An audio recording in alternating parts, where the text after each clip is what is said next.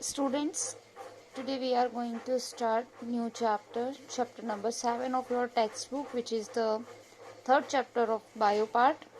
Okay biology में हम ये आपके सिलेबस में जो थर्ड चैप्टर है आपकी टेक्स्ट बुक का chapter number 7 diversity in living organisms.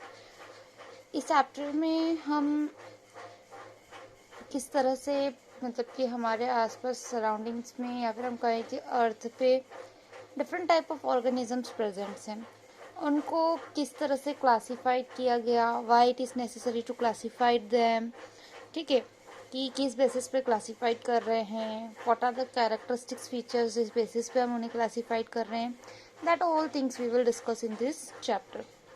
सबसे पहले let me start with the I want to ask some questions. For example, if we are going to compare ourselves with our friend, ठीक है, let you compare yourself with your friend. Okay, give answer to yourself. Are you both of the same height? Does your nose look exactly like your friend nose?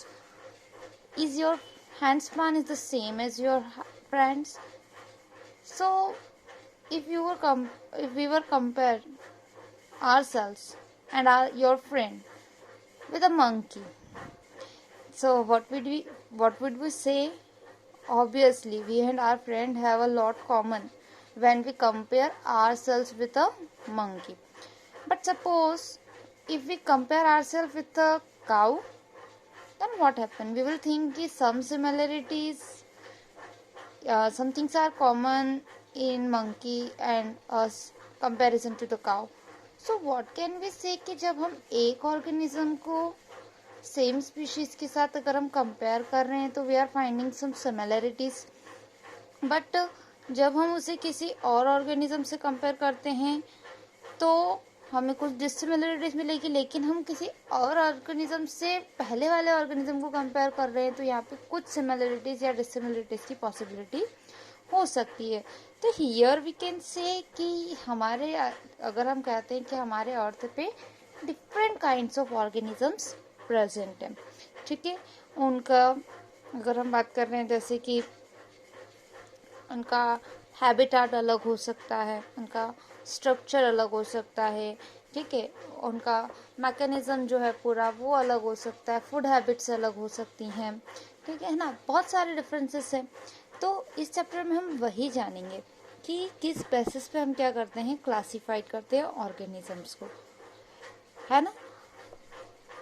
अब for example जैसे कि हमारे एक तरफ अगर हम देखते हैं कि अलग अलग साइज में वरी करते हैं, बहुत सारे कैरेक्टरिस्टिक्स है जिसके बेसिस पे हम डिसाइड कर सकते हैं कि ऑर्गेनिजम्स को हम कैटेगराइज कर सकें, है ना। तो जैसे कि माइक्रोस्कोपिक है, हमको बैक्टीरियाज मिल जाएंगे, बहुत सारे माइक्रोस्कोपिक ऑर्गेनिजम्स हैं जिनकी साइज़ तो बहुत माइक्रोमीटर्स में है ना। और जैसे कि ब्लू वेल, और दूसरी साइड हम देख सकते हैं ब्लू वेल और रेडवुड ट्रीज जो कैलिफोर्निया में बेसिकली प्रेजेंट है, ठीक है। कैलिफोर्निया के ट्रीज है रेडवुड ट्री जिनकी हाइट करीब अराउंड 30 मीटर से 100 मीटर के आसपास होती है, काफ़ी लेंथ होती है इनकी, और हंड्रेड्स ऑफ और थाउजेंड्स ऑफ ईयर्स इनकी लाइफ स्पैन होती है, ठीक है। तो लाइफ स्पैन भी अलग करती है इनकी, बहुत सारे ट्रीज ऐसे हैं जिन थाउजेंड्स ऑफ ईयर्स जिनकी लाइफ स्पैन होती है ना। जबकि किसी इंसेक्ट की या किसी मॉस्किटो की बात करें वो कुछ ही दिन में उसकी लाइफ साइकिल कंप्लीट हो जाती है। तो लाइफ रेंजेस कर रही है colourless to transparent worms, and अगर हमको कलर्ड बर्ड्स मिल रहे हैं, फ्लावर्स मिल रहे हैं, सो देयर इज बहुत मतलब अगर हम कहते हैं कि बहुत ज़्यादा हमको अलग अलग तरह के ऑर्गेनिजम्स मिलते हैं, बहुत सारे ऐसी चीज़ें हैं जिनको हम कंपेयर करके क्या कर सकते हैं, इन ऑर्गेनिजम्स को कैटेगराइज कर सकते हैं। This bewildering variety of life around has evolved on the earth over million years ago, ठीक है। ऐसा माना जाता है कि करीब ओवर अ मिलियन ईयर्स यहाँ पे लाइफ की पॉसिबिलिटीज है। We do not have more that tiny fraction of this time to try to understand all these living organisms in this short period. अगर हम हमारी पूरी लाइफ भी, अगर एक इंसान अपनी पूरी लाइफ स्पैन भी दे दे तो इन सभी ऑर्गेनिजम्स के बारे में इतना कुछ जान पाना हम नहीं कह सकते कि इतने छोटे से टाइम स्पेन में हम कर सकते हैं, क्योंकि मिलियंस ईयर्स अगो की बातें चल रही है अगर, तो कितने ऑर्गेनिजम्स आए होंगे, कितने ऑर्गेनिजम्स प्रेजेंट होंगे, कितने ऑर्गेनिजम्स जिनकी लाइफ साइकिल को पूरा पढ़ना, that all things are not possible. तो यहाँ पर हम कुछ क्या करते हैं, कुछ सिमिलरिटीज़ और कुछ डिससिमिलरिटीज़ के बेसिस पे हम क्या करेंगे, इनको डिफरेंट डिफरेंट क्लासेस में इनको डिवाइड करके और क्या करते हैं, हम इनके बारे में पढ़ते हैं। ठीक है। In order to make a relevant groups to study the variety of life forms we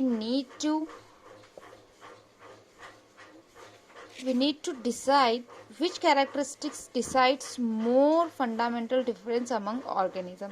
ठीक है। अगर हम बात करें कि अगर हमको ग्रुप्स इस तरह से बनाना है तो हमको पहले ये जानना पड़ेगा कि किस तरह के कैरेक्टरिस्टिक्स ज़्यादा बेटर है, जिस बेसिस पे हम क्या कर सकें, ऑर्गेनिजम्स को अलग अलग कैटेगरी में डिवाइड कर सकें, ग्रुप्स बना सकें उनके। This would create the main broad groups of organisms. Within these groups, smallest subgroups will be decided by the less important characteristics। ठीक है, पहले हमने एक ब्रॉड एरिया पे हम उसको डिसाइड कर सकते हैं, फिर उनको स्मॉल सब ग्रुप्स में डिवाइड कर सकते हैं कि जो कैरेक्टरिस्टिक्स फीचर्स, मतलब अगर हम बात करें जो कैरेक्टरिस्टिक्स ज़्यादा इंपॉर्टेंट नहीं है, जो क्वाइट डिफरेंसेस क्रिएट कर रहे हैं, उनको हम अलग करते जाएं और ऐसे सब ग्रुप्स बनाते जाएं। और इस तरह से हम क्या कर सकते हैं कि हम ऑर्गेनिजम्स को क्लासीफाइड कर सकते हैं। ओके।